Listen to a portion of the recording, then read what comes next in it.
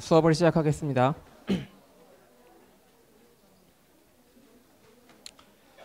저번 시간까지 해서 우리는 이제 뉴턴이 만들어 놓은 그 고전 물리학, 그리고 거기에 이제 그 빛의 정체를 밝힌 맥스웰의 전자기 이론, 이 두 가지에 대해서 이제 얘기를 했고요. 이번 시간에는 이런 고전 물리학이라고 하는 것이 과연 어디까지 성공을 했고 어디까지 실패했는지, 어떤 부분에서 실패했는지 이런 거에 간단하게 알아본 다음에 이제 본격적으로 현대 물리학에 대해서 얘기를 하도록 하죠. 여기 보이는 그 뒤에 배경 화면, 배경 그림은 어떤 만화냐면 이게 이제 모세인데요. 이 모세가 이제 그 성경에 의하면 뭐 시나이 산에 올라가 가지고 하느님한테서 뭐 십계명을 받아왔다, 석판에다 십계명을 받아왔다 이런 얘기가 있는데, 이 받아온 십계명을 보면 이제 물리학의 십계명은 여기 보면 뭐 빛의 속도, 뭐 전자의 질량, 전자의 전하, 뭐 이런 것이 지금 숫자가 써 있어요. 이제 그래서 이제 그 고전 물리학에서 알아낸 그 법칙들이 이제 우리 우주의 그 기본 법칙이다, 이런 걸 지금 상징적으로 나타내주는 그런 만화라고 할 수 있죠. 고전 물리학을 정확하게 얘기를 하자면 19세기 말까지의 물리학을 고전 물리학이라고 보통 얘기를 하는데요. 특히 이제 우리가 배웠던 뉴턴의 운동 법칙, 그다음에 뉴턴의 중력 법칙, 그다음에 맥스웰의 전자기 이론, 이 세 가지를 고전 물리학이라고 해요. 근데 이제 때에 따라서는 이제 양자역학 이전의 모든 물리학을 고전 물리학이라고 하기도 해요. 보통 물리학자들은 이 기준을 더 좋아하는데요. 양자역학 이전과 이후로 이렇게 나누는 걸 더 좋아하는데, 이제 그 내용에 따라서 이제 그래서 상대성 이론, 아인슈타인의 상대성 이론을 고전 물리학에 포함을 시키기도 하고 때로는 현대 물리학에 포함을 시키기도 하고 그래요. 근데 여기서는 이제 이 상대성 이론은 현대 물리학에 포함을 시키기로 하겠고요. 그래서 이제 우리가 여기서 고전 물리학이라고 얘기하는 것은 이것들이라고 여러분들 생각하면 되겠어요.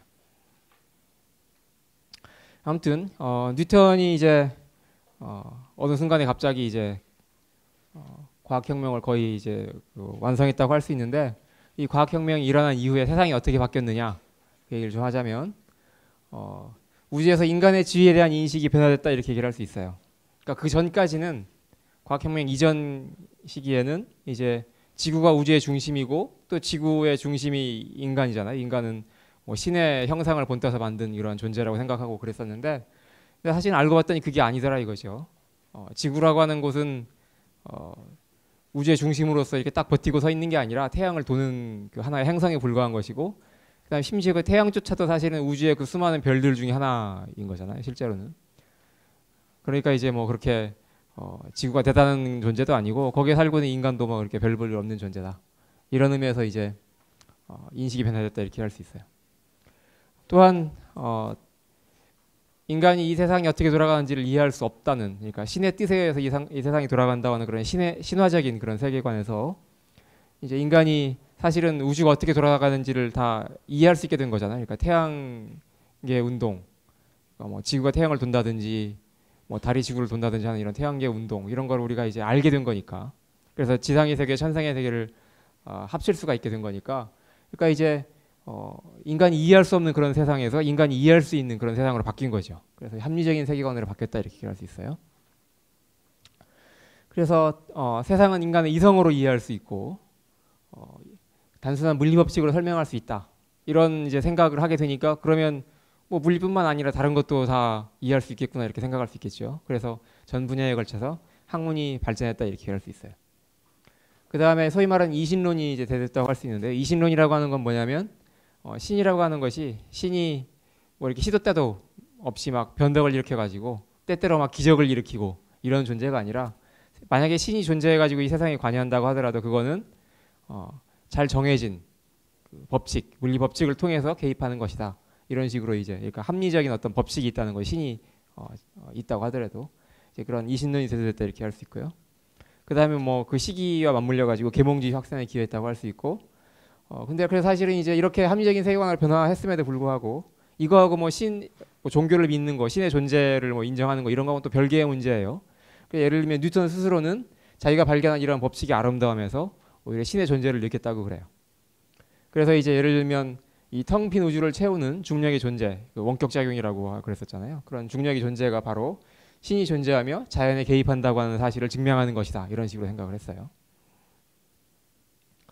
그 다음에 그 세계관이 이제 합리적인 세계관이라고 그랬는데 좀 더 구체적으로 인과론적인 세계관. 그러니까 다시 말하면 원인이 있으면 결과가 나오고 그래서 어떤 하나의 결과는 하나의 원인에서부터 하나의 결과가 나오는 이런 인과론적인 세계관. 그 다음에 결정론적이라고 하는 건 뭐냐면 처음이 이렇게 정해져 있으면 그 다음에 결과가 반드시 정해져야 되는 거죠. 이런 결정론적인 세계관이고 그러니까 이제 결국 기계적으로 세상이 돌아간다 이렇게 생각을 하게 된 거죠. 이런 세계관으로 이제 바뀌었다 이렇게 생각할 수가 있고요. 그래서 이제 이런 의미에서 사실은 자유의지가 좀 억압된 측면이 있다 이렇게 생각할 수가 있어요. 자유의지라고 하는 건 뭐냐면 사람이 마음대로 할 수 있는 뭐 그런 의지를 얘기하는 거잖아요. 근데 사실은 그런 것이 아니라 뭐 마음대로 할 수 있는 것이 아니라 뭐 우주라고 하는 것이 그냥 잘 정해진 어떤 법칙에 따라서 그 원칙에 의해서 그냥 그 정해진 일이 시간이 지나면서 착착착착 그냥 뭐 그대로 수행되고 있을 뿐이다 이런 거죠. 그러니까 자유의지가 개입해가지고 뭔가 바꿀 여지가 없어지는 거잖아요. 그래서 이제 심지어는 우주 창조 때 그 초기 조건, 그러니까 우주가 맨 처음에 뭐 신에 생겼다고 하더라도 그때 처음 생겨났을 당시 어떤 조건에 의해서 생겨났는가 그걸 모든 걸 다 세세하게 알기만 하면 그 다음에 사람의 운명까지 포함해서 그 이후에 우주가 어떤 식으로 변화해 갈 것인가 하는 그거를 정확하게 예측할 수 있을 것이다 이런 생각을 하게 됐어요. 그러니까 뉴턴 방정식을 우리가 풀기만 하면 만약에 답을 풀 수가 있다면 그러면 그 모든 것이 다 정해져 버리는 거죠. 사람이 어떻게 행동할 것인가까지 포함해서. 그래서 이제 이런 의미에서 기계론적인 세계관이라고 할 수 있고요. 그 다음에 물론 이제 그 당시에 산업혁명이 일어나고 하던 시기였기 때문에 산업혁명에 필요한 기술적인 바탕을 마련할 수 있었다 이렇게 얘기할 수 있겠죠. 그래서 이제 이런 그 세계관의 그 대표적인 사례로 예를 들면 이제 18세기에 프랑스의 라플라스라고 하는 물리학자가 있었어요. 이 라플라스는 이제 물리학자이기도 하고 수학자이기도 하고 뭐 그 당시에 이제 뭐 웬만한 거 다 하던 사람이었는데 처음에 이제 그 본래 프랑스는 그 데카르트의 영향 때문에 뉴턴의 그 이론을 받아들이기를 처음에 거부했다고 그랬었는데 그게 이제 뭐 시간이 지나면은 어떤 것이 옳고 틀린지는 금방 드러나는 거잖아요. 그래서 이제 18세기 후반에 들어오면은 이제 사실은 뉴턴의 이론 열렬하게 받아들였어요. 이제 그 중에 대표적인 사람이 라플라스라고 할 수 있는데 이 라플라스가 이제 그 뉴턴의 이론을 계승해가지고 이걸 물리뿐만 아니라 세상의 모든 것에 한번 적용을 해보자는 그런 원대한 계획을 가지고 있었죠. 그래서 그걸 라플라스 프로그램이라고 불러요. 그래서 세상 모든 것을 뉴턴의 그 본보기를 따라서 수학적으로 다 설명을 해보자. 그 다음에 이제 그래서 이 라플라스는 어떤 일화가 있냐면 당시 이때가 이제 그 프랑스가 그 나폴레옹이 이제 그 황제로 이렇게 막 등극하고 이러던 시기였거든요. 그래서 이제 라플라스가 그 자기가 그 태양계 운동에 대해서 이제 책을 썼어요. 그러니까 이제 말하자면 우주가 어떻게 뭐 변해가는지 우주의 운동에 대한 뭐 그러니까 원리를 밝혔다 이렇게 얘기할 수 있는데 아무튼 그런 이제 책을 써가지고 당시에 나폴레옹한테 이제 이 책을 줬어요. 한번 내가 이런 책을 썼으니까 한번 보시라 이런 거죠.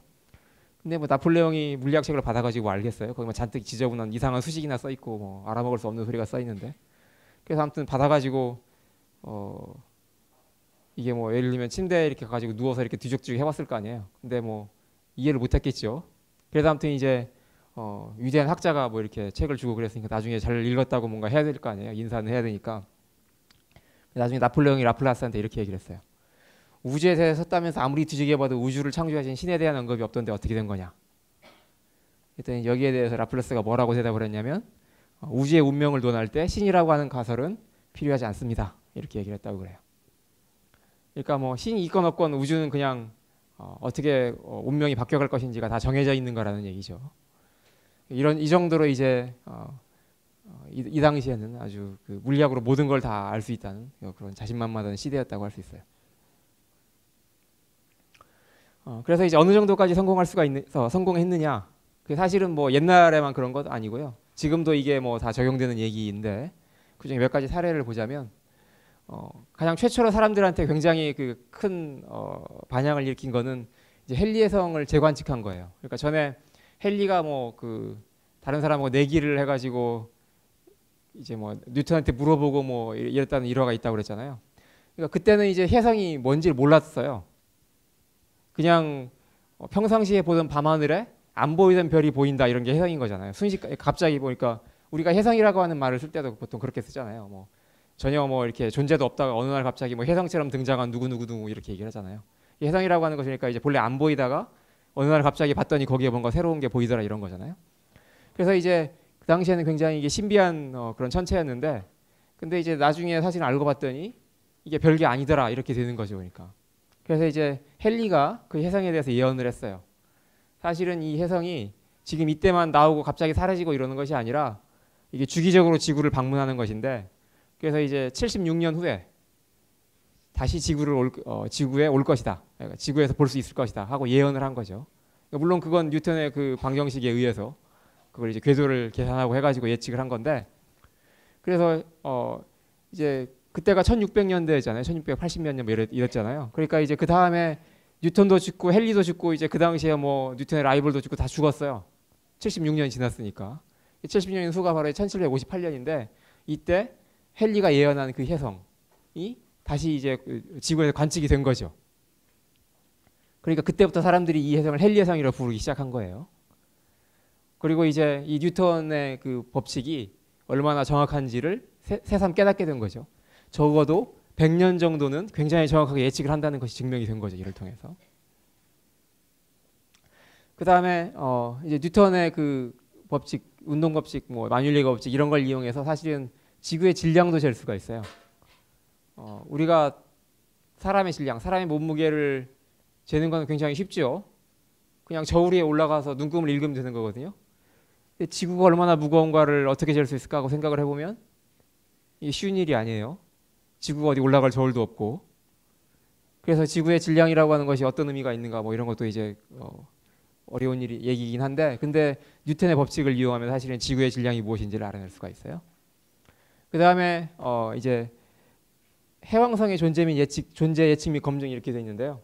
옛날 사람들은 그 행성이 지금 우리가 알고 있는 그 8개, 그러니까 명왕성 빼고 이제 수금지와 목토, 천해라고 하는 8개의 행성이 다 있다고 알지 못했었어요. 그 당시에는. 왜냐하면 그냥 맨눈으로 보는 건 수금지화, 목, 토까지가 다였거든요. 근데 그 다음에 뒤에 천왕성, 해왕성 이런 것들은 이제 눈으로 안 보이는 거고, 그래서 관측을 잘 못하고, 그러니까 존재조차 모르고 있던 그런 시절이었던 거죠. 그런데 예를 들어서 이제 해왕성은 어떻게 알게 됐느냐면, 망원경으로 막 하늘을 쳐다보다가 저기 우리가 눈으로 보지 못하는 새로운 행성이 있구나라고 알게 된 게 아니고요. 그게 아니라 거꾸로 사람들이 그 행성들, 뭐 목성이며 토성이며 뭐 이런 것들에 대해서 이제 궤도를 열심히 이렇게 추적을 했죠. 그 티코브라이처럼 이제 밤마다 가가지고 걔네들이 밤하늘에 뭐 어디를 지나다니는지 막 이걸 다 추적을 했는데, 그 행성의 궤도하고 그 다음에 뉴턴의 그 방정식을 풀어가지고 얻은 그 궤도하고 약간 달라요. 그럼 뉴턴의 이론이 뭔가 틀린 건가? 이렇게 생각할 수도 있는데, 그게 아니라 사람들은 어떻게 생각을 했냐면, 이게 뉴턴의 이론, 뉴턴의 계산하고, 그러니까 뉴턴의 법칙을 써서 얻은 그 계산에서 얻은 궤도하고 실제 관측하고 안 맞으니까 이건 우리가 여태까지 발견하지 못한 새로운 행성이 하나 더 있어가지고 걔가 그 나머지 행성들에 영향을 미치고 있는 것이다라고 생각을 했어요.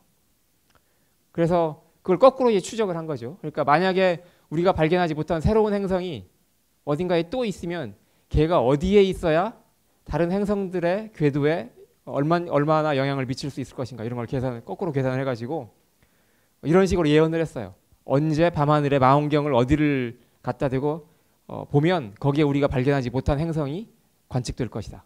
그래 거기를 봐라, 이렇게 예언을 한 거죠. 그러니까 다시 말하면 뉴턴의 이론을 바탕으로 해서 사람들이 여태까지 발견하지 못한 새로운 행성의 존재를 예언한 거예요. 실제로 그 예언에 따라서, 그 예측에 따라서 어느 날 그 망원경을 그 특정한 방향으로 이렇게 딱 고정시켜 놓고 봤더니 거기에 실제로 정말로 여태까지 사람들이 관측하지 못했던 새로운 행성이 발견이 됐다, 이런 얘기죠. 그래서 그걸 이제 해왕성이라고 이제 이름을 붙이고 이렇게 된 거죠. 그러니까 결국은 뉴턴의 이론이 얼마나 정확한지를 이제 새삼 깨닫게 된 거죠. 그러니까 우리가 관측하지 못한, 알고 있지 못한 그런 새로운 사실까지도 예측하는데 뉴턴의 이론이 사용될 수 있구나. 이 정도로 정확하구나. 이 정도로 우주의 그 운동에 대해서 정확하게 예측을 할 수 있구나. 이런 걸 알게 된 거죠. 그다음에 그런 것뿐만 아니라 사실은 우리가 오늘날 뭐 달나라에도 가고, 그다음에 얼마 전에 뭐 이제 화성에도 무슨 우주선을 이렇게 착륙시키고 했다고 하는데, 그런 거 하는 것이 다 어떻게 가능하냐 그러면 이 뉴턴의 방정식 열심히 풀어가지고 가능한 거죠. 그러니까 뭐 화성에 사람이 타지 않고 그냥 무인 우주선이 그냥 기계적인 작동에 의해서 이렇게 화성까지 몇 달 동안 여행해가지고 가서 착륙을 하고 하는데, 그러니까 그것이 뭐 뉴턴의 법칙에서 아주 약간만의 오차가 있다고 하더라도 그게 이렇게 몇 달 동안 가가지고 착륙하고 이런 것이 불가능할 거 아니에요. 그러니까 그 정도로 사실은 굉장히 정밀한 법칙이라는 거죠. 그다음에 사실은 이 지구 근처에만 보더라도 지금 뭐 지구 상공에는 뭐 엄청나게 많은 뭐 10,000개가 넘는 그런 인공위성들이 막 떠돌아다니고 있거든요. 그런 인공위성들이 다 이 뉴턴의 법칙에 의해서 계산을 하고 그 계산을 통해서 궤도를 만들어내고, 그래서 지금까지 잘 돌고 있는 거죠.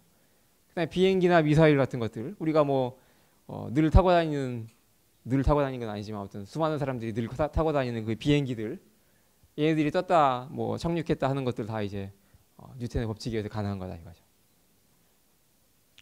그 다음에 이제 뭐 63 빌딩 같은 높은 빌딩이나 뭐 지금도 뭐 서울에서 수시로 짓고 있는 이런 다리들, 한강에 그런 다리들이 다 뉴턴의 법칙에 의해서 이제 무슨 강도 같은 거 다 시험하고 해가지고 이제 안전하게 짓는 건데, 물론 가끔 사고도 있죠. 여러분들이 태어났을 때쯤 해가지고 우리나라에서 일어났던 이 삼풍백화점이나 성수대교 붕괴 사고 같은 이런 것들은 이제 물론 뉴턴의 법칙을 잘 조회한 게 아니라 뉴턴의 법칙을 무시하고 제멋대로 그냥 짓다가 이렇게 망한 건데, 아무튼 이런 것들이 다 사실은 이런 것들조차도 뉴턴의 법칙을 우리가 일상적으로 늘 이용하고 있다는 얘기가 되는 거죠. 그 다음에 또 사실은 이런 거 상당히 떨어진 얘기이긴 하지만, 우리가 뭐 스포츠를, 그러니까 이런 축구나 뭐 야구나 이런 거에서 예를 들면 축구를 할 때 무슨 프리킥을 어떻게 차야 뭐 이게 잘 휘어져 가지고 골인이 잘 되는지, 또는 뭐 야구 공을 던질 때 어떤 식으로 던져야 이게 뭐 커브가 잘 휘고, 또는 뭐 골프에서 뭐 골프공을 어떤 식으로 그 골프공에다가 흠을 내야 골프공이 멀리 날아가는지, 뭐 이런 온갖 것들, 이런 것들을 전부 다 소위 말하는 스포츠 과학이라고 하는 것들이 다 바탕에는 뉴턴의 운동 법칙, 그런 것들이 다 들어가 있는 거예요. 그 다음에 이제 전혀 여러분들이 예상하지 못하겠지만 역사학에도 이 뉴턴의 법칙이 적용되고 있어요. 이 얘기는 뒤에 조금 이따가 다시 할 거고요. 그래서 이런 온갖 종류의 정말 우리가 지금 여기 이런 사례라고 하는 건 그냥 여러분들한테 몇 가지 그냥 골라가지고 보여준 것일 뿐이고, 여러분들이 그냥 아무거나 이렇게 눈에 보이는 거 보고 있으면 그게 다 그냥 뉴턴의 법칙이 적용되는 거다 이거죠. 이 정도로 모든 곳에서 이제 성공을 하고 있는 것처럼 보인다는 거예요. 지구의 질량은 어떻게 재느냐, 이 얘기는 좀 어려워가지고 그냥 넘어가려고 하고요. 그냥 이걸 처음 성공한 사람만 얘기를 하자면, 이 사람 캐번디시라고 하는 사람이, 이 사람 영국 사람인데 1798년에 지구의 질량을 정밀하게 재는 그런 방법을 고안해냈어요. 그래서 이제 이 사람에 의해서 지구의 질량이 얼마인지를 정확하게 알 수 있게 됐는데요. 이 동영상을 그냥 잠깐 한 번만 보여주고 끝낸다면 이런 거예요. 여기 보면 이제 이게 굉장히 무거운 납덩이가 있고요. 이게 납으로 만든 공이 2개가 있는데 얘가 이렇게 있고요. 그 다음에 여기 그 녹색 공이 또 이제 얘도 납이긴 하지만 좀 가벼운 이 공이 있는데, 얘는 천장에 매달려 있어요. 천장에 매달려 있고, 그러니까 이게 자유롭게 돌아갈 수가 있죠. 그 다음에 여기 가운데에 있는 얘는 뭐냐면 거울이에요, 거울. 그 다음에 여기 있는 건 얘는 레이저예요. 지금 보이는 이 레이저, 포인터 같은 이 레이저인데, 레이저가 이제 이렇게 이 거울에 비치면 거울에서 반사가 돼가지고 이쪽 스크린에 이제 이렇게 도달하는 거예요. 그래서 이제 여기 이렇게 거울에 반사가 되어서 스크린에 여기 이렇게 닿는데, 근데 얘가 이제 천장에 매달려 있어가지고, 끈이 천장에 매달려 있어가지고 돌아갈 수 있게 돼 있으니까 얘가 살짝만 돌아가도 이 레이저 빛이 스크린에 도달하는 그 지점이 달라지게 되는 거죠. 근데 예를 들어서 여기 이 노란색 공이 없었으면 이제 이게 그냥 그 실이 꼬이지 않은 채로, 끈이 꼬이지 않은 채로 곡부에 이렇게 내려가 있었을 텐데, 예를 들어서 얘가 이제 이렇게 가깝게 있으면 얘하고 사이 이제 서로 잡아당길 거 아니에요. 만유인력 서로 잡아당기죠. 잡아당기니까 이 실이 꼬이게 돼요. 약간 꼬이게 되니까 이 거울이 돌아갈 거 아니에요. 거울이 돌아가니까 여기서 레이저 빛이 반사가 되는데 딱 본래 이게 꼬이기 전과 다른 곳에 반사가 되겠죠. 그러니까 예를 들어서 이게 처음에 꼬이지 않았을 때는 여기 이 거울의 가운데 레이저 빛이 비친다면 이게 잡아당기니까 약간 돌아갔을 거고, 돌아갔으니까 이 빛이 약간 오른쪽으로 이동해가지고 이렇게 이제 여기 보인단 말이죠. 그래서 사실은 이걸 이용해서 이 두 물체 사이의 중력이, 즉 만유인력이 얼마나 센지 이걸 우리가 계산을 할 수가 있어요. 이 실험을 통해서. 그 다음에 이제 여기 밑에 있는 이 노란 공을 반대쪽으로 돌리면 얘가 또 반대로 이제 꼬일 거 아니에요. 그래서 그 차이를 이용해서 이제 계산할 수가 있는 거죠. 이렇게. 지금 잘 보세요. 지금은 이 공이 녹색 공이 아래쪽에 있고 얘가 위쪽에 있죠. 처음에 어떻게 돼 있었냐면 거꾸로 돼 있었어요. 이렇게. 그래 돌리면 얘가 이제 이 레이저 빛이 여기 도달하는 이 지점이 달라진단 말이에요. 그래 이게 얼마나 돌아갔는가, 이걸 이용해서 사실은 이 두 물체 사이에 서로 잡아당기는 힘이 얼마인가를 알 수가 있어요. 이걸 알면 사실은 그 다음에 뉴턴의 공식에 집어넣으면 여기 앞에 붙어있는 이 G라고 하는 이 숫자를 알 수가 있어요. 그래서 요걸 이제 이런 식으로 계산을 하고요. 그 다음에 이제 여기다가 뭐 지구를 대신 집어넣어가지고 사고가 지구를 얼마나 세게 잡아당기는가, 이 힘을 계산을 하면 지구가 얼마나 무거운가를 알 수가 있어요. 근데 뭐 이 얘기는 어려운 얘기니까 넘어가기로 하고요. 아무튼 이제 이런 식으로 계산할 수 있다. 지구의 질량이 얼마인가도 계산할 수 있고, 또한 이걸 확장을 하면 태양, 저 1억 5천만 킬로미터 떨어져 있는 그 태양조차도 얼마나 무거운가를 알 수가 있다. 그래서 이제 이런 식으로 해가지고 우리가 우주에 있는 그 수많은 천체들의 질량을 다 계산을 할 수가 있어요. 근데 뭐 이건 구체적으로 몰라도 괜찮아요. 그냥 캐번디시라고 하는 사람이 이런 걸 했다더라, 이런 거 정도만 알고 있으면 되겠어요. 그 다음에 아까 이제 고대 역사의 복원에 이게 동원된다고 그랬는데요. 이 역사하고 뉴턴의 법칙과 무슨 관계가 있느냐? 그럼 이런 거예요. 이건 이제 그 우리나라의 그 박창범 교수님이라고 하시는 그 고등과학원이라고 하는 곳에 계시는 이제 그 교수님이 쓰신 책인데 한 10여 년 전에 쓰셨어요. 벌써 오래된 것 같은데, 하늘의 새기는 우리 역사라고 하는 이런 제목의 책인데요. 이게 뭐냐면 뉴턴 방정식은 그러니까 이제 우주가 생긴 이후로, 그러니까 뭐 수천 년, 수만 년, 혹은 수십만 년, 아니면 수십억 년 전에도 이게 뉴턴 법칙이 이제 적용되고 있었단 말이죠. 이 우주에. 그래서 이 컴퓨터로 우리가 뉴턴 방정식 열심히 풀면 미래에 무슨 일이 일어날 것인가를 알 수 있을 뿐만 아니라, 사실은 거꾸로 그 시간을 거꾸로 돌리면, 과거로 돌리면 과거에 무슨 일이 있었는가도 역시 우리가 계산을 통해서 알아낼 수가 있어요. 그래서 이걸 이용하면 고대에 수천 년 전에 어떤 일이 있었는가를 사실은 알아낼 수 있을 것이다, 이런 거죠. 기본적인 아이디어는 그런 거예요. 예를 들어서 지금부터 1000년 전 바로 오늘, 예를 들면 밤 8시에 하늘에 달이 어디에 있었고, 예를 들면 뭐 태양이 어디에 있었고, 뭐 금성이 어디에 있었고, 화성이 어디에 있었는지를 우리가 뉴턴 방정식을 열심히 풀어서 알 수가 있단 말이에요.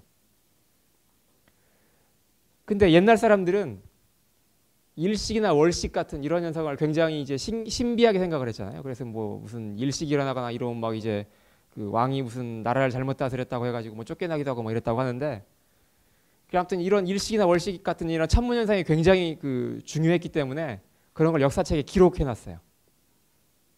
그러니까 만약에 그 어떤 역사책이 있는데 그 역사책이 정말 그 당시에 일어난 일을 정확하게 기술을 하고 있었다면, 그러면 거기에 나와 있는 그 일식이나 월식 같은 그런 천문 현상도 정확하게 기록이 돼 있을 것이고, 만약에 그 역사책이 나중에 후대에 오면서 조작돼 가서 뭐 이렇게 덧붙여지거나 뭐 왜곡되거나 이랬다면, 그때 이제 실제로 그 당시에 일어나지 않은 일도 막 덧붙여졌으니까, 그러니까 그 당시에, 그러니까 옛날에 그러니까 일식이나 월식 같은 게 없었는데 그걸 막 끼워 넣었을 수도 있는 거잖아요. 그러니까 결국은 이렇게 그 고대 역사책에 기록된 일식이나 월식 현상을 이렇게 뉴턴 방정식 열심히 컴퓨터로 풀어서 이게 정말 일어난 사건인지 안 일어난 사건인지를 알 수가 있단 말이에요. 그러면 이걸 바탕으로 해서 그 고대 역사책이 얼마나 정확한지를 알 수가 있는 거죠. 그래서 이제 실제로 이분이 열심히 컴퓨터를 돌려가지고 고조선이나 삼국시대에 있었던 그 천문 현상하고 비교를 해봤어요. 그랬더니 사실은 한중일 세 나라 책을 다 비교를 해봤는데 그 중에서 우리나라 역사책이 제일 정확하더라 이런 걸 알아냈어요. 그러니까 뭐 삼국사기, 삼국유사 뭐 이런 거에 기록되어 있는 천문현상하고 비교를 한 거죠. 우리나라 거는 한 80%쯤 정확하다고 그러고요. 중국 거는 거의 차이가 없는데 한 75%. 일본 거는 정확도가 팍 떨어져가지고 한 30몇 % 이렇게 됐다고 그래요. 사실은 이제 이런 그 연구가 나오기 전에는 이게 사실은 뭐 이 교수님의 아이디어가 아니고 옛날에 딴 사람들 다 이런 거 연구했어요. 근데 이제 예를 들면 일제 시대 때 일본 학자들이 이런 걸 또 연구한 적이 있어요. 그때는 물론 컴퓨터가 뭐 발달하지 않았던 때이고 뭐 그래가지고 정확하게 계산을 못했겠지만 아무튼 그래가지고 이런 걸 통해서 그 당시에 예를 들면 뭐 삼국사기 같은 건 못 믿을 역사책이다 이런 식으로 이제 했다고 그래요. 근데 이제 사실 그게 이런 거에서 뒤집힌 거라고 할 수 있죠. 그다음 이런 걸 통해서 그 역사책이 얼마나 정확한지. 그러면 이제 예를 들어서 이제 이게 일식이나 월식이 정확하게 기록이 돼 있으면 그거 말고 딴 것들이 조작돼 그러니까 그거가 그 천문 현상하고 다른 역사적인 사실하고가 이렇게 서로 뭐 동떨어져 가지고 독립적으로 얘는 정확한데 얘는 정확하지 않고 이렇게 되기는 힘들잖아요. 어느 하나가 부정확하면 다른 것도 부정확한 거고 이제 이렇게 될 가능성이 크니까. 그러니까 이제 이런 걸 통해서 고대 역사책을 검증할 수 있다 이런 얘기죠. 그리고 뭐 심심한 사람들은 가서 이거 한 번씩 읽어보세요. 재밌는 얘기들이 많이 있어요. 그 다음에 또 이제 이분이 어떤 걸 했냐면 천상열차 분야 지도라고 하는 이런 어려운 이름의 그 지도가 있는데 이건 뭐냐면 국보예요. 국보인데 이건 어떤 거냐면 그 하늘의 별자리, 별의 모습을 그린 천문도예요. 근데 이건 그 조선 태조 4년, 1395년인데요. 그러니까 다시 말하면 조선이 1392년에 건국이 됐고 그 다음에 조선 건국 이후로 딱 4년이 지났을 때예요. 그때 돌에 이렇게 새겨가지고 제작한 거예요. 근데 이제 이게 어떻게 제작되었는가 그 책에 이제 기록되어 있는 걸 보면 뭐 후대 사람들이 이제 조선시대 그 역사책 같은데 보면 나와 있는데 고구려 시대에 만든 천문도가 이미 있었고 그걸 바탕으로 해서 조선시대 하늘에 맞게 이걸 고쳤다. 그래서 이걸 이제 기록을 해놨다 이렇게 만들었다라고 돼 있었어요. 근데 이걸 이제 역사학계에서는 이걸 의심했었죠. 어떻게 의심했었냐면 아니 고구려 시대에 이런 걸 만들 만큼 천문학이 발달했을까 이걸 의심한 거죠. 뭐 고구려면 뭐 정말 고대인데 그 당시에 얼마나 무슨 과학 지식이 뭐 천문학 지식이 발달해가지고 이런 걸 이렇게 지도를 만들 정신이 있었느냐 이런 거죠. 아니었을 것 같다. 그 다음에 또 이게 만든 시기가 조선을 건국한 지 뭐 4년째인데 이게 그 당시에 뭐 조선 건국한 다음에는 무슨 궁궐 짓고 뭐 하느라고 이렇게 바쁘던 시절에 언제 이렇게 시간이 나가지고 하늘까지 찾아볼 때가 그런 뭐 시간이 있었겠느냐. 그러니까 이것도 뭔가 사기 같다. 그래서 이제 역사학자들은 보통 어떻게 생각을 했냐면 이게 그냥 중국에 있는 천문도 하나 가져와가지고 이거 이렇게 그냥 했다고 둘러댄 게 아니냐 이렇게 생각을 했다고 그래요. 그래서 이제 박창봉 교수님이 이제 요거에 대해서 연구를 하셨죠. 그러니까 열심히 컴퓨터 돌려서 뉴턴 방정식 풀어서 고대 하늘하고 이거하고 비교하면 되는 거잖아요. 그랬더니 천문도의 중앙 북극성 부근은 실제로 조선시대 하늘이라고 하는 걸 알게 됐어요. 다시 말하면 여기가 이제 북극성 부근인데 여기는 진짜 조선시대에 바로 이때 관측한 그런 하늘의 모습이다. 그거 같다 이거죠. 그러니까 정말로 이때 관측한 게 사실인 거예요. 그런데 바깥 부분은 조선시대 하늘이 아니라 서기 1세기 하늘이라고 하는 걸 알게 됐어요.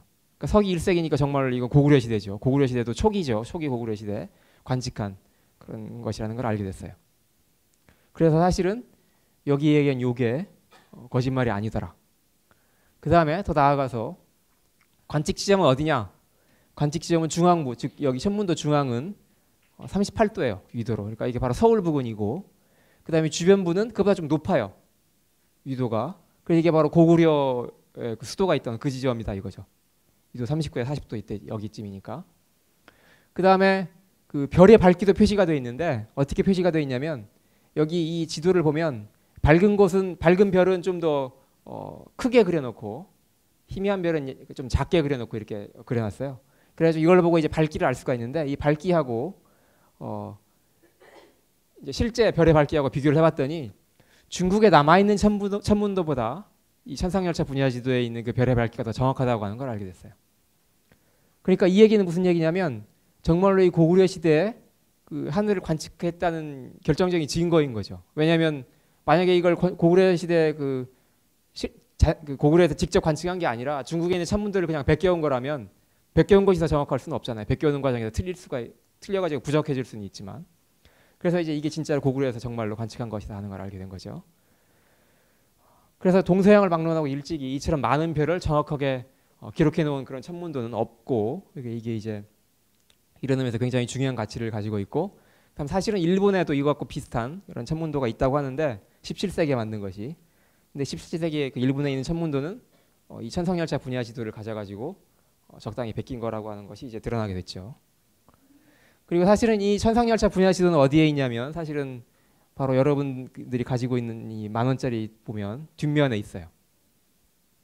여러분 그 10,000원짜리 뒤에 보면 뭐 희미하게 뒤에 배경에 뭐 점들이 막 찍혀 있고 그런데요. 그게 무슨 디자인이 이렇게 보기 좋으라고 이렇게 배경 아무렇게나 이렇게 해놓은 게 아니라 이게 바로 뒤에 있는 게 천상열차 분야 지도예요. 앞에 보이는 건 이거 이제 뭐 그 혼천이라고 부르는 그 천문 관측 기구인데 이것도 이제 국보거든요. 근데 사실은 얘는 우리나라에서 발명한 게 아니고요. 이거 본래 중국에 있던 거예요.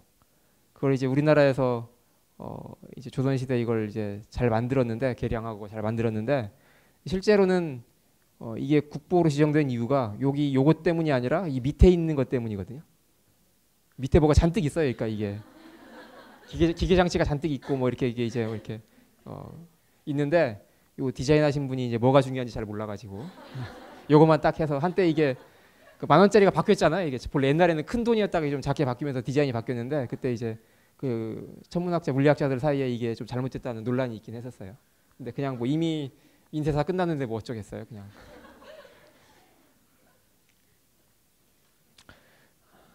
혹시 질문 있어요? 예.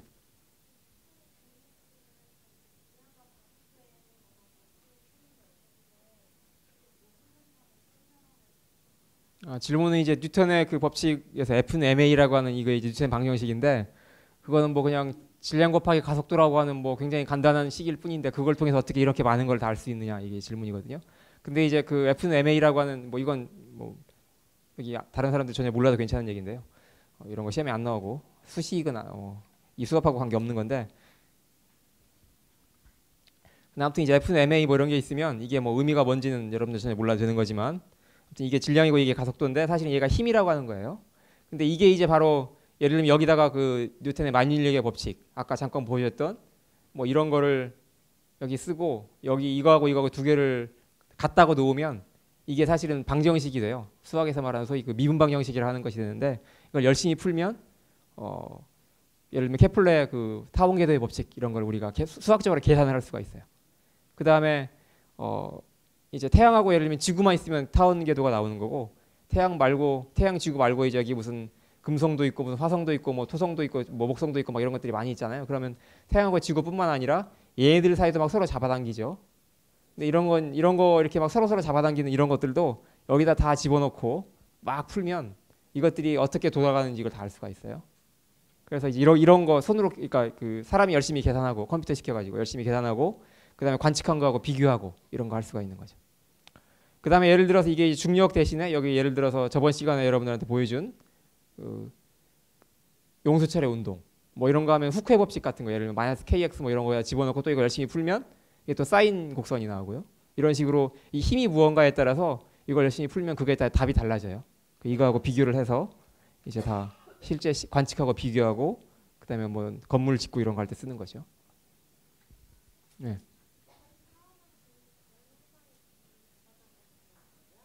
그러니까 다른 행성이 있으면 타원 궤도가 달라지느냐? 달라지죠. 왜냐하면 태양하고 지구 사이에만 지구만 있을 때 지구가 정확하게 타원 궤도를 도는데 딴 것들이 막 잡아당기니까 타원 궤도가 약간씩 바뀔 거 아니에요. 딴 것들이 잡아당기면 그만큼씩 바뀌어야 되니까. 행성이 안 잡아당겨도 타원으로 도냐고요? 행성이 안 잡아당기면 본래 타원으로 도는 거죠. 태양하고 지구만 있으면 지구가 타원 궤도를 돌죠. 왜 타원 궤도를 도냐고요? 아까 그러니까 타원 궤도를 돈다는 거를 케플러가 처음 관측으로 발견했고 그 다음에 그걸 뉴턴 법칙으로 열심히 풀면 그게 실제로 타원이 나오고 왠지 안 나오냐고? 그걸 풀어서 그러니까 아까 쓴 이걸 열심히 풀면 여기서 답이 타원이라고 하는 답이 나와요. 그러니까 뭐 예를 들면 1 더하기 x는 2이면 x가 1이 답이잖아요. 이런 것처럼 얘를 열심히 풀면 타원이 답이 나와요. 그러니까 이게 왜인지에 대한 답이죠. 이걸 풀었을 때 답이 왜 1이냐 하고 묻는 거고 똑같은 거죠.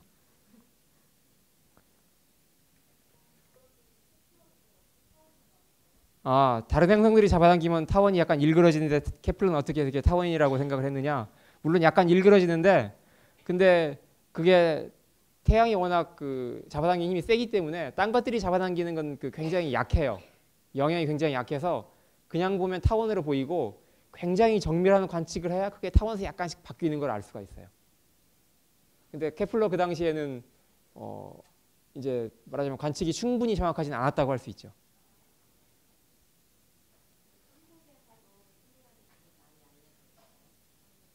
그러니까 한국에서도 천문학이 옛날에 발전이 많이 돼 있었으면 그걸 세계적으로도 알고 있느냐? 예, 요새는 알고 있어요.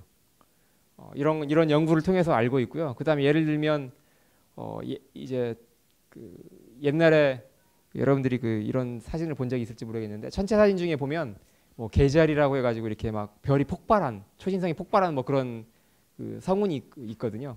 그런 거는 우리나라에서 그러니까 고려 시대에 관측하는 건데 우리나라에서 거의 유일하게 그걸 관측했어요. 그게 사실은 이제 초신성이 폭발을 해가지고 그게 이제 그 날마다 그게 막 그 밝기가 변하거든요. 변하는데 그게 이제 뭐 물론 유럽이나 중국에서도 이제 그걸 봤죠. 봤는데 그때 유럽이나 중국에서 관측한 기록은 그 전체 그 변화하는 모습의 일부밖에 없고 그 전 과정을 다 관측한 건 우리나라 기록밖에 없다. 이런 것도 다 알려져 있고 그래요. 그래서 그걸 실제로 연구하는 데 써먹기도 하고 그래요.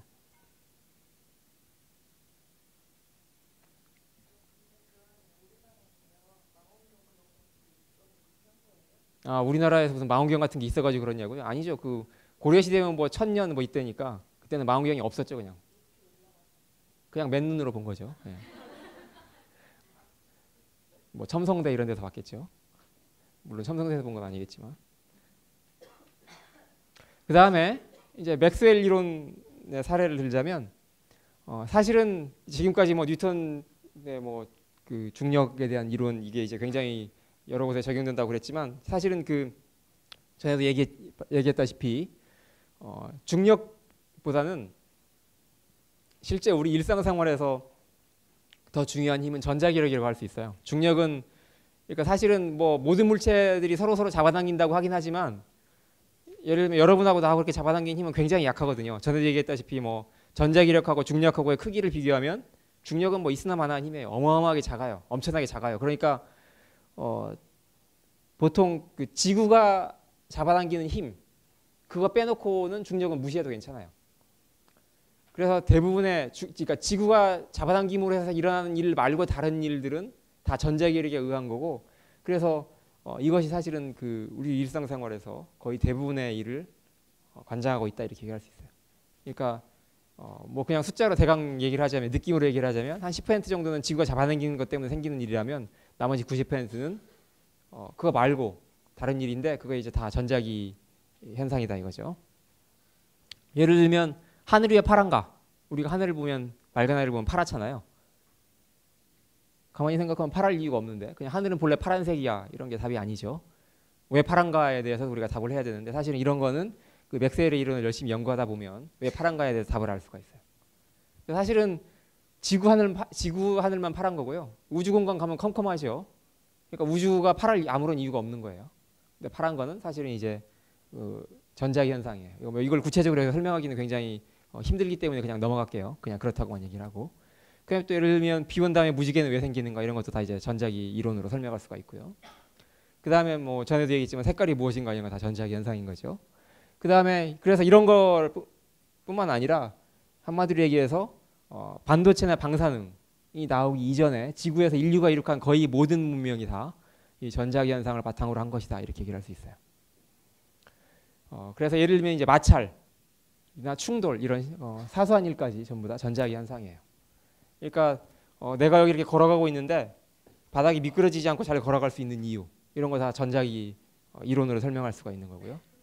사실은 왜 그러냐 그러면 이 바닥 전에도 얘기했지만 이제 우리가 일단 떠 있을 수 있는 이유가 전자기력 때문인 거고, 거기서 우리가 걸어가는데 얼음 위에서 걸어가는 뭐 이렇게 미끄러지지 않고 잘 걸어갈 수 있는 이유는 그 바닥과 내 신발 사이에 마찰이 있기 때문이고, 신발과 바닥 사이에 마찰이 있는 이유는 그 바닥을 이루고 있는 원자와 신발의 원자들이 서로 이렇게 밀어내거나 잡아당기거나 이런 이제 그 전자기력에 의해서 그런 힘을 주고받기 때문에 그런 거다, 이런 거죠.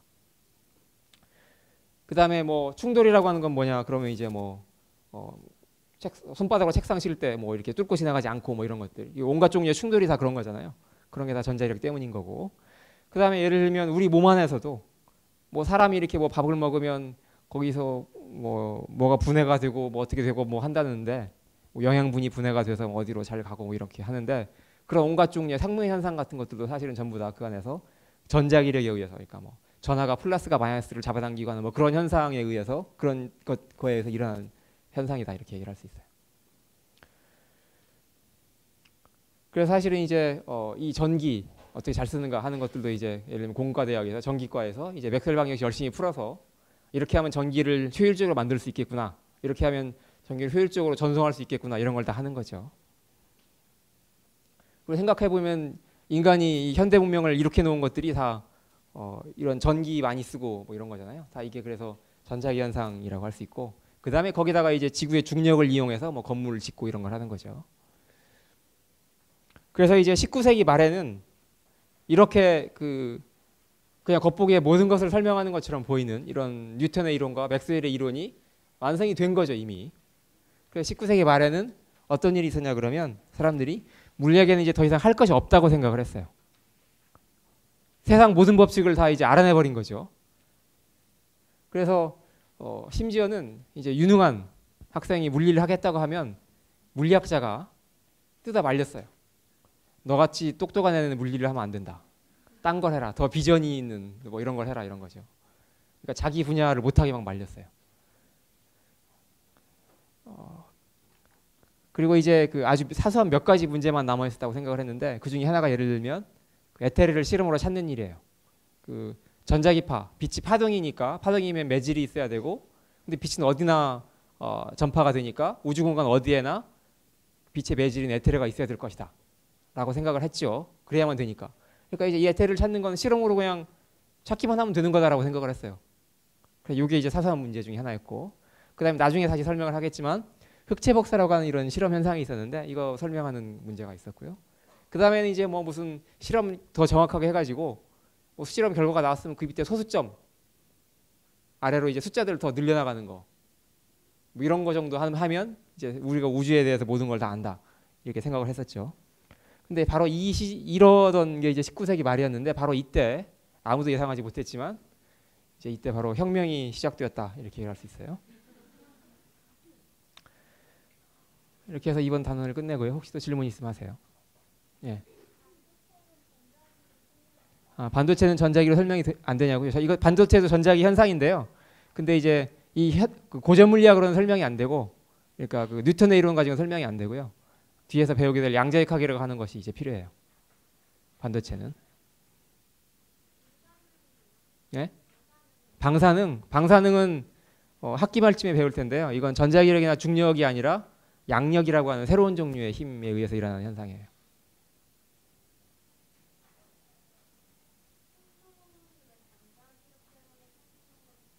충돌이 왜 전자기력 때문에 생기는 거냐고요? 저번 시간에 손바닥으로 책상을 치면 우리 손바닥이 책상을 뚫고 지나가지 못한다고 그랬잖아요. 그러니까 어떤 물체들이 충돌할 때도 마찬가지죠.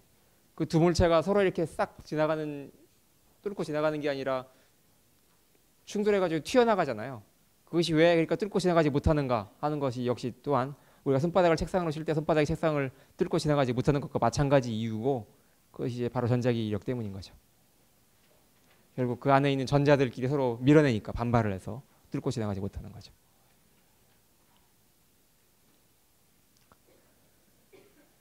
그러면 이제 드디어 여러분들이 기다리던, 또는 어떤 사람들한테는 악몽이 될 수도 있고 어떤 사람들한테는 이제 굉장히 신기한 것이 될 수도 있는데, 상대성 이론에 대해서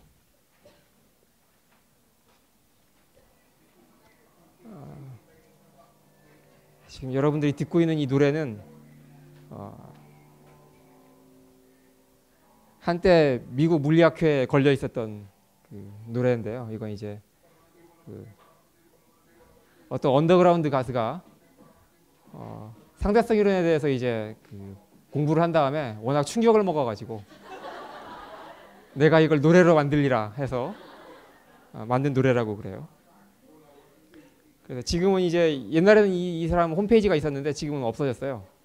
근데 아무튼 이제 이 베이드라고 하는 이 가수가 만든 건데 제목은 아인슈타인 Not Enough Time이라고 하는 이런 제목이고요. 그다음에 가사는 뭐 뻔한 가사예요. 뭐 내 여자친구가 같이 있을 시간이 부족하다 뭐 이런 건데. 근데 아무튼 이제 이 가수까지도 이렇게 충격을 먹을 정도로 상대성 이론은 굉장한 이론이다 이거죠. 이제 무슨 이론인가 이제 해보자 이거죠. 그래서 이제 그 물리학 역사를 지금까지 여러분들이 배운 물리학 역사를 되돌아보면 이제 고전 물리 시대가 먼저 있단 말이에요. 이때가 바로 이제 뉴턴에 의해서 고전 물리학이 그 과학혁명이 완성되고, 그다음에 맥스웰에 의해서 전자기 이론이 완성되고, 그래서 빛의 정체가 밝혀졌다고 이제 사람들이 믿었고 이러던 시절이었던 거죠. 그다음에 이제 여기서 여러분들한테 아직 얘기는 하지 않았는데 이 고전 물리학과 현대 물리학의 사이쯤에 있는, 또는 그 두 가지에 다 적용되는 이론이라고 할 수 있는데요. 볼츠만이라고 하는 사람이 통계학학이라고 하는 이런 이론을 또 만들었어요. 이건 나중에 다시 얘기할 거예요. 그 다음에 이제 이 이후에 물리학 혁명기가 찾아오게 돼요. 이때부터 현대 물리학이 시작된다고 할 수 있는데요. 그때가 언제냐면 플랑크라고 하는 사람이 1900년, 바로 이게 19세기 20세기로 넘어가는 바로 그때죠. 그때 양자역학을 이제 처음 시작하게 됐고요. 그 다음에 1905년부터 아인슈타인이 갑자기 뭐 그 혜성처럼 정말 등장해가지고 상당히 많은 일을 한꺼번에 했어요. 이건 나중에 다시 얘기할 거고요. 그 다음에 이제 이 양자역학이라고 하는 거는 굉장히 많은 물리학자들이 집단으로 참여해서 한 30년간에 걸쳐서 양자역학을 완성하게 돼요. 그래서 이제 상대성 이론은 시공간 구조의 혁명이고, 그 다음에 중력의 본질을 밝힌 그런 이론이라고 한다면, 이제 양자역학은 물질의 존재 양식과 인식에 대한 총체적 대혁명이다 이렇게 얘기를 할 수 있어요. 그래서 이제 이게 바로 현대 물리학의 그 큰 두 개의 기둥이고요. 지금 오늘날의 그 물리학도 이 두 가지 이론을 바탕으로 하고 있어요. 그래서 이제 현대 물리학은 전에도 얘기한 적이 있는데, 현대 물리학은 사실은 굉장히 이해하기 힘들어요. 어떤 측면에서 보면. 현대 물리학을 잘 이해하려면 어떻게 해야 되느냐? 그러면 전에도 얘기한 적이 있지만 모든 상식과 고정관념을 벗어 던져야 된다 이렇게 얘기를 할 수 있죠. 상식이라고 하는 건 현대 물리학에서 사도의 대상이에요. 그리고 오로지 논리에 의존해야 되고 자기의 이성에 의존해야 돼요. 그러니까 느낌상으로 뭔가 이건 아닌 것 같은데 뭐 이래가지고 나는 싫어 이런 게 아니라 논리를 따라가다가 끄덕끄덕하다가 아무리 봐도 틈이 없고 이걸 받아들일 수밖에 없다. 그러면 이제 그걸 받아들여야 되는 거죠. 그래서 이제 그렇게 따라가다 보면 사실은 굉장히 놀라운 결론에 도달하게 돼요. 이건 인간이라면 놀라지 않고서는 배길 수 없는 그런 결론이 나오는데, 이제 그 결론을 사실은 처음에는 누구나 다 거부하게 돼 있어요. 거부하게 돼 있는데 자꾸 세뇌가 되는데, 이제 시간이 지나다 보면 이제 알게 모르게 이렇게 자꾸 듣다 보면 마치 아는 것처럼 막 느껴지잖아요. 그러면서 이제 알게 되는 거죠. 그래서 이제 처음에 아인슈타인부터 시작을 해야 될 텐데요. 아인슈타인은 이때 태어나서, 맥스웰이 죽을 때 태어나서 이어에다가 물리학과 생길 때 죽었다고 그랬죠. 그래서 이제 한마디로 뉴턴 이후에 가장 위대한 과학자라고 할 수 있고, 뭐 때에 따라 설문조사를 하면 이제 학자들 사이에 설문조사를 하면 뭐 뉴턴보다 위대하다 이런 얘기도 있는데, 근데 그래도 뉴턴은 물리학을 통째로 만든 사람이니까 뭐 아들이 아버지를 뭐 이길 보다 위대하다 이렇게 하기는 힘드니까, 아무튼 보통 사람들은 통상적으로 뉴턴 이후에 가장 위대한 과학자다 이렇게 얘기를 하죠. 그 다음에 미국 타임지가 선정한 20세기의 인물이에요. 그러니까 20세기를 대표하는 한 명의 사람. 그러니까 이건 과학자 중에서 혹은 물리학자 중에서가 아니라 정치인이든 예술가든 뭐든 아무튼 모든 20세기에 살았던 사람을 대표해서 한 명을 꼽았을 때 바로 아인슈타인을 꼽았어요. 이 정도로 이제 영향력을 미친 사람이라고 할 수 있고요. 그 다음에 사실은 개인적으로는 이제 그 취미가 뭐였냐면 바이올린을 잘했어요. 그래서 바이올린 연주가 있는데 프로급으로 잘했다고 그래요. 그리고 국적은 어느 나라 사람인가 여러분들이 좀 들어본 적이 없을 텐데 국적이 좀 복잡해요. 독일에서 태어나가지고 한때는 무국적자였다가 스위스로 귀화한 다음에 나중에 죽기 전에 한 30년 정도는 미국에서 살았죠. 그래서 이제 나라가 세 나라가 이렇게 나오는데 아인슈타인이 그래 한때 농담을 한 적이 있어요. 내가 성공했기 때문에 이 세 나라에서 서로 자기네 사람이라고 얘기를 하지, 만약에 내가 실패했으면 독일 사람들은 스위스인이라고 했을 거고 스위스인은 미국인이라고 했을 거다. 뭐 이렇게 농담을 했다고 그래요. 그다음에 아인슈타인이라고 하는 이 이름은 이제 독일어거든요. 이거 번역을 하면 돌 한 개예요. 아인이 하나고 슈타인 돌이거든요. 우리나라 여기에 해당하는 우리나라 이름이 있죠. 옛날 우리나라 이름 돌쇠 뭐 이런 게 있잖아요. 이건 어렸을 때 사진이고, 이건 여자친구 아니라 여동생하고 같이 찍은 사진이고, 이건 중학교 때 사진이고, 이건 20대, 이건 나중에,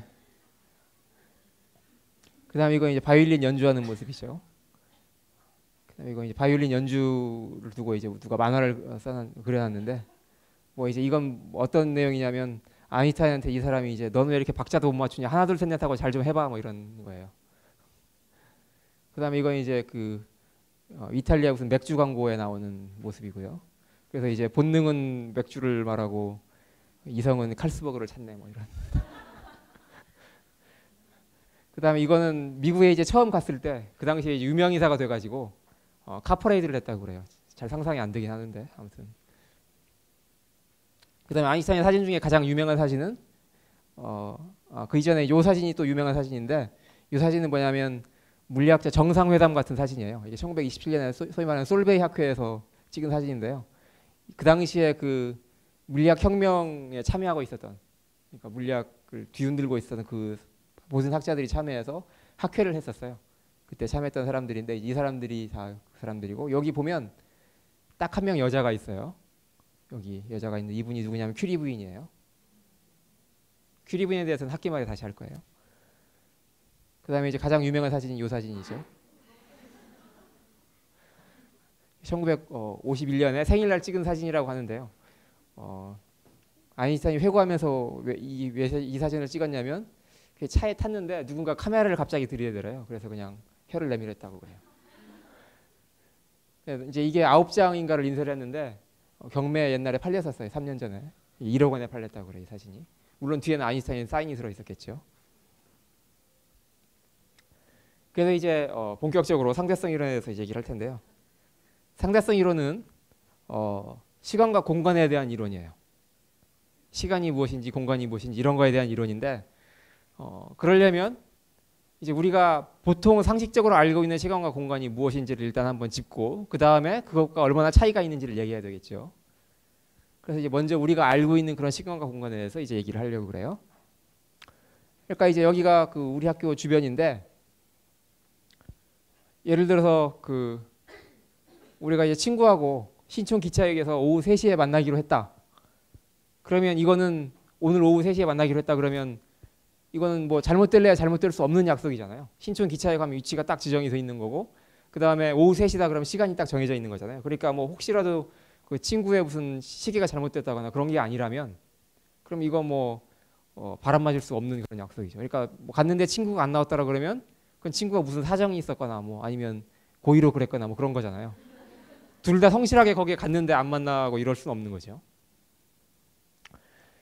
또는 신촌 기차역이 어딘지 모른다 그러면 우리가 얘기를 해주면 되죠. 이대 지하철역에서 내려가지고 예를 들어서 북쪽으로 200m 가고 서쪽으로 300m 가면 신촌 기차역이 나온다. 이렇게 얘기를 해주면 되는 거잖아요. 이렇게 우리가 가로 세로를 잘 정해주면 위치까지도 우리가 딱 정해줄 수가 있어요. 근데 이렇게 우리가 약속을 할 수 있는 이유는 뭐냐면 시간과 길이의 기준을 친구와 같이 공유하고 있기 때문에 그런 거예요. 그러니까 나의 시간과 나의 길이의 기준이 친구하고 같은 거죠. 그러니까 나의 1시간과 친구의 1시간이 같은 거예요. 이렇기 때문에 우리가 약속을 할 수 있는 거죠. 그래서 고전물리학, 즉 상식적으로 우리가 알고 있는 시간과 공간이라고 하는 건 뭐냐면 이렇게 모든 지점마다 모든 점마다 시계가 하나씩 붙어 있다고 생각을 할 수 있어요. 그리고 이 시계가 똑같은 속도로 같은 시각을 가리키면서 이렇게 흘러가고 있는 거죠. 그리고 여기 이 간격들이 전부 다 누구한테나 똑같아요. 그러니까 예를 들면 이게 나한테 1m이면 다른 사람한테도 이게 또 1m인 거죠. 이 간격이. 나한테는 1m인데 다른 사람한테 2m이고 이런 거 아니잖아요. 그래서 모든 시계를 같은 시각으로 맞출 수 있고 그다음에 누구나 길이의 기준이 같다. 이것이 우리가 상식적으로 가지고 있는 시간과 공간에 대한 개념이에요. 이걸 아무도 추호도 의심하지 않고 살아가고 있죠. 그리고 이렇게 해서 아무런 일도 안 생기고 있고. 근데 앞으로 얘기할 건 뭐냐면 이게 사실은 엄밀하게 옳은 건 아니다. 이런 거예요. 그 다음에 이제 속도에 대해서 잠깐 얘기를 해야 되는데요. 이제 보는 사람에 따라서 운동하는 모습이 어떻게 달라지는가 이런 걸 잠깐 얘기를 해야 되는데요. 여기 보면 트럭이 하나가 있어요.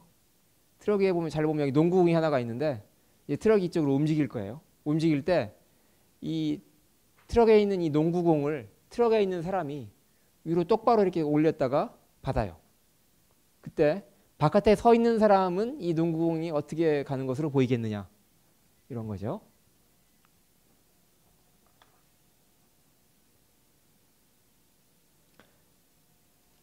그래서 이 트럭이 움직이고 있고 공은 이렇게 포물선을 그리면서 올라갔다가 이렇게 밑으로 떨어지면 다시 트럭의 본래 위치로 떨어지는 거죠. 왜냐하면 트럭이 이렇게 움직이고 있으니까.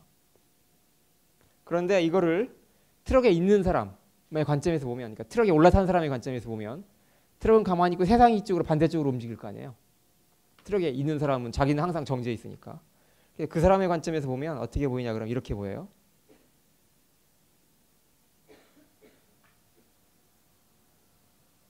트럭은 가만히 있고 세상이 들어가는 거죠. 그러니까 사실은 공은 트럭에서 보면 똑바로 위로 올라갔다가 그냥 밑으로 내려올 뿐이에요.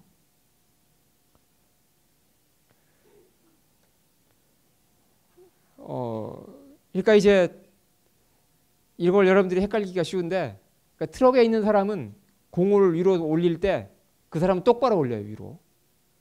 그 사람 위로 똑바로 올리는데, 그러면 바깥에 있는 사람이 볼 때는 공이 앞으로 비스듬하게 가고 있는 것처럼 보이는 거죠.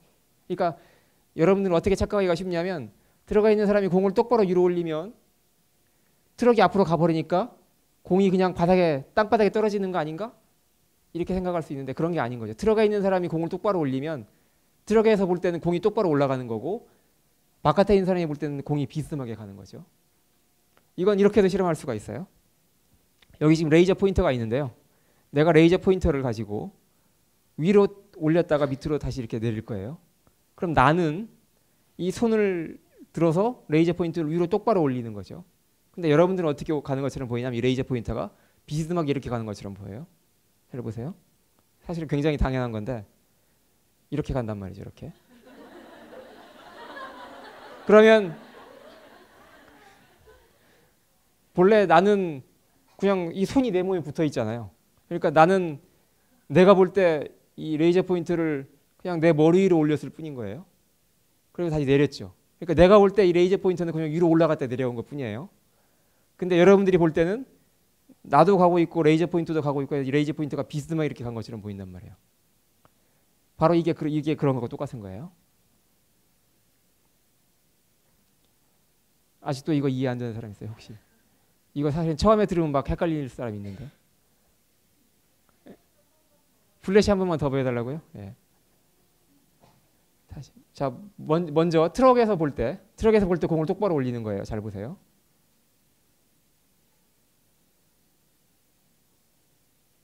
세상이 들어가고 트럭에서 공은 똑바로 올라갔다 내려오는 거죠. 이게 바로 내가 레이저 포인터를 내가 볼 때 위로 올리는 거하고 똑같은 거예요. 그 다음에 이번에는 바깥에 서 있는 사람이 볼 때 이렇게 가야, 그러니까 이 공은 계속 트럭을 따라가는 거죠. 그래야 트럭에서 볼 때 위로 올라가는 거죠. 이게 아직도 의심스러운 사람은 오늘 뭐 지하철이나 버스를 타고 가면서 그 안에서 휴대폰이나 뭐 이런 걸 이렇게 위로 살짝 던져보세요. 그러면 살짝 던지면 휴대폰이 위로 올라갔다가 자기 손으로 바로 떨어지죠. 휴대폰이 내 머리 뒤로 넘어가지 않아요.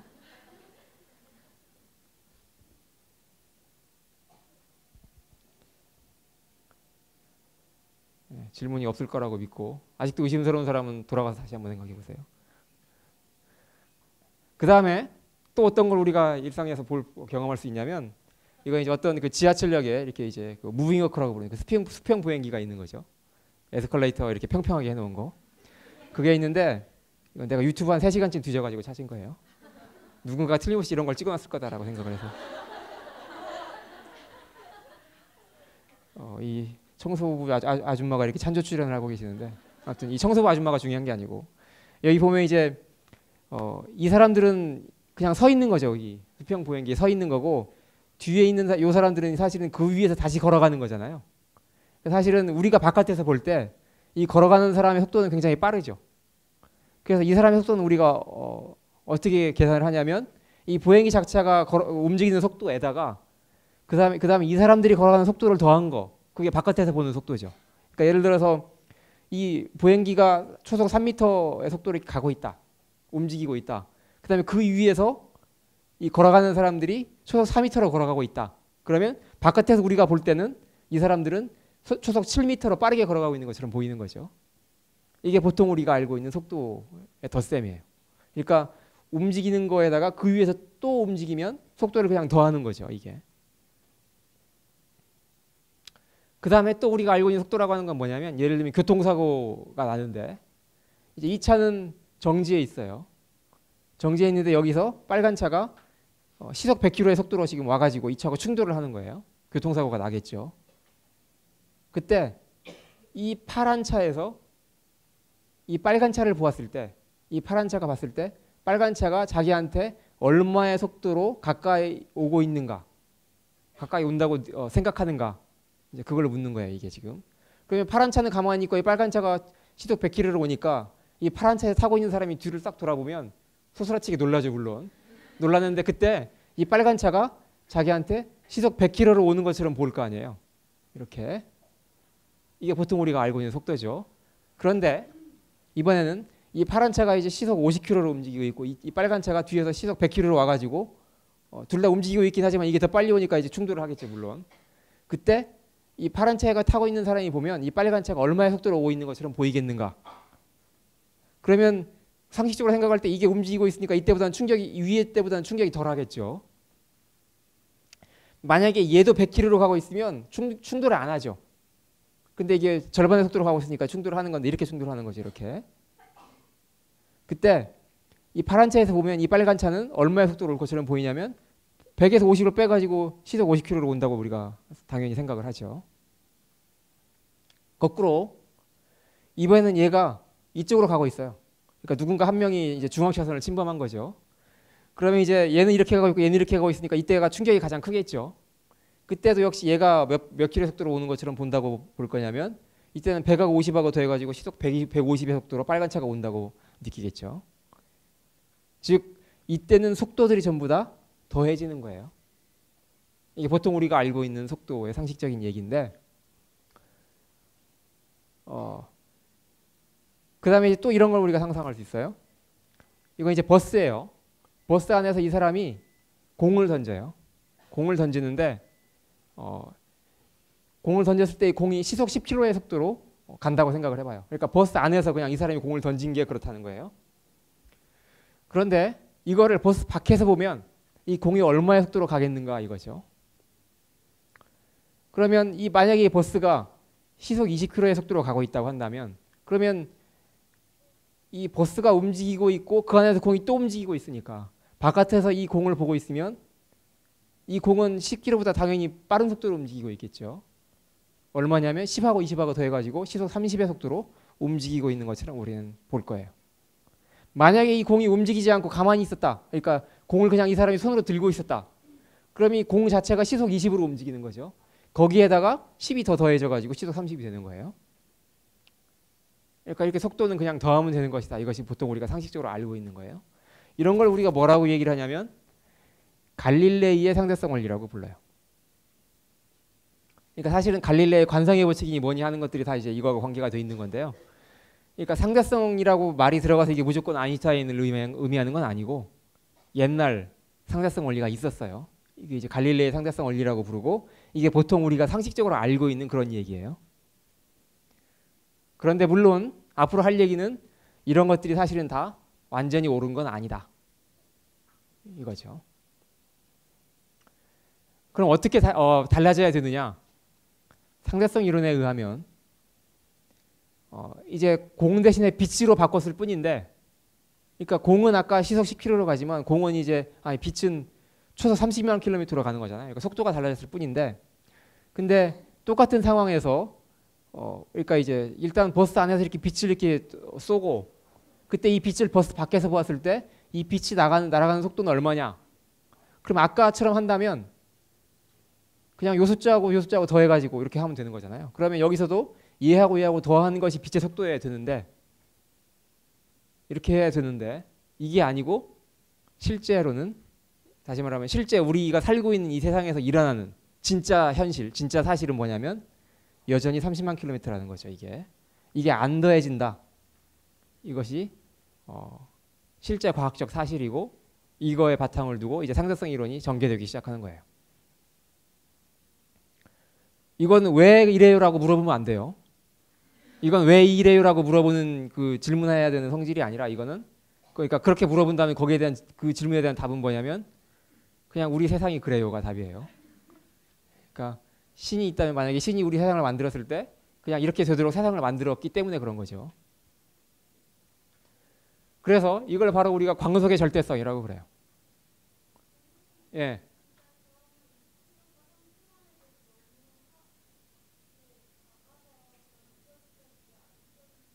그러니까 질문은 여기 있는 이 숫자가 30만에 비해 너무 작아가지고 이게 그냥 있으나 마나한 거라서 그런 거 아니냐. 근데 거기에 대한 답은 물론 그게 아니라는 거죠. 나중에 그걸 다 설명할 거예요. 예. 예. 예.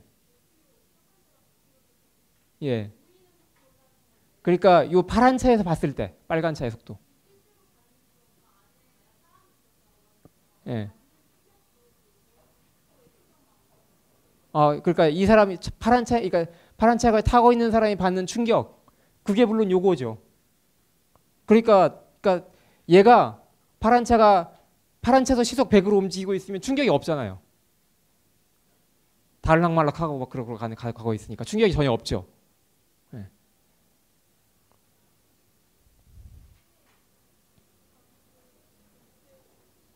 예.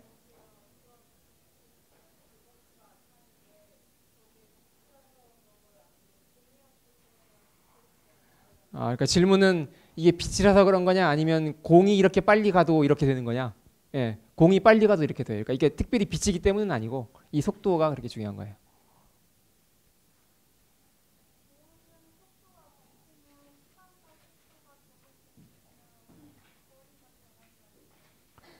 질문은 이제 속도가 이렇게 안 변하면 그러면 거리가 변한다는 거냐 건데요. 그러니까 거리에 대한 얘기는 실제로 뒤에서 나와요. 거리에 대한 얘기 할 거예요. 예.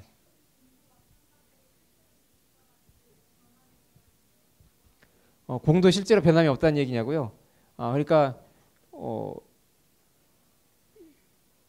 요거도 사실은 정확하게 얘기를 하면 정확하게 30이 아니고 약간 숫자가 달라져요. 엄밀하게 얘기를 하면. 근데 이 효과가 언제 가장 커지냐면 이게 빛의 속도일 때 가장 효과가 커져요. 뒤에서 다 얘기할 거예요.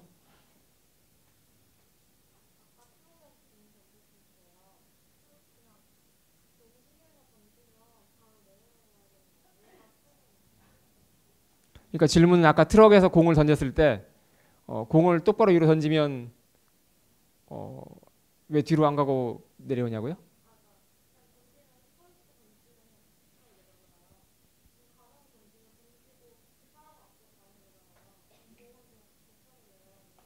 그러니까 질문이 그러니까 그런 거죠. 그러니까 그냥 우리가 서가지고 공을 위로 똑바로 던지면 얘가 그냥 내려오니까 내려오는데, 근데 사람이 이렇게 가면서 공을 던지면 사람은 앞으로 가 있으니까 공이 뒤로 이렇게 떨어져야 된다.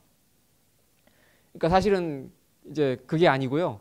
가는 사람이 공을 똑바로 던지는 거는 밖에서 정지한 사람이 볼 때는 똑바로 던지는 게 아니라 비스듬하게 던지는 거예요, 처음부터.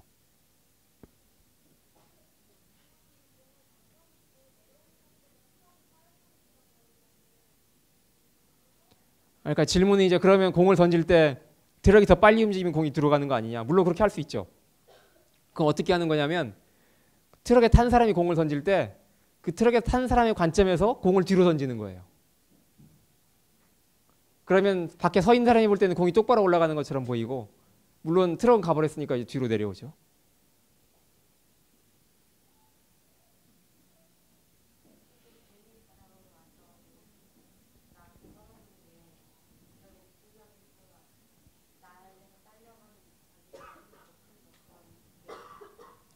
질문은, 그러니까 공이 올라갈 때 내 손에 떨어지는 게 무슨 중력 말고 딴 힘이 나한테 딸려오는 그 힘이 더 커서 그런 거냐, 이런 게 질문인 것 같은데, 그런 거 아니고요.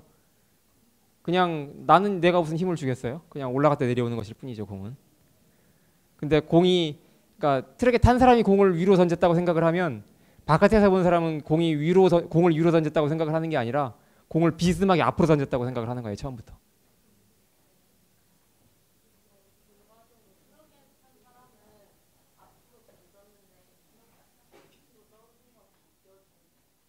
그럼 트럭에 탄 사람은 결과적으로 공을 앞으로 던진 거냐? 아니죠. 트럭에 탄 사람은 그 사람의 관점에서는 공을 위로 던진 거죠.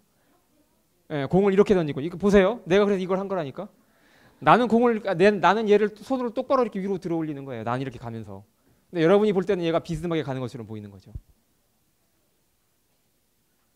예. 가, 가, 던지고 가는 게 아니라 가면서 던지는 거죠. 던지는 것과 가는 것이 동시에 일어나고 있죠.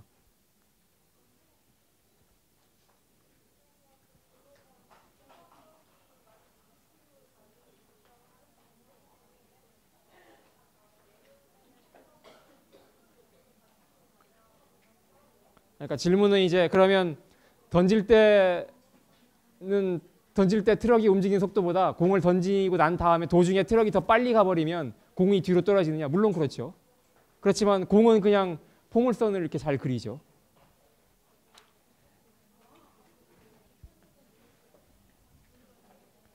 예, 오늘은 여기까지 하겠습니다.